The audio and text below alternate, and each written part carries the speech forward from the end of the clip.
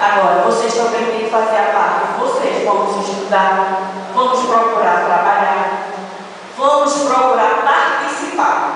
Aí a gente junto consegue. Então, eu quis dizer para vocês que eu tenho uma história.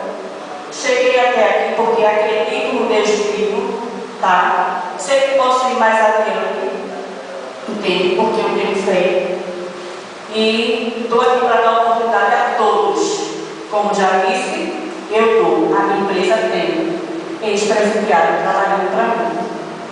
Como motorista, todos aqui são profissionais em suas áreas, como pedreiro, como pintor, né? Quantos? Tem muitos. Por que eu não vou aproveitar esse rapaz? Por que eu não vou trazer para junto de mim? Por que eu não vou trazer ele para junto da sociedade? Até porque nós somos a sociedade. Eu tenho que fazer a minha parte. Todos nós temos que fazer a nossa parte.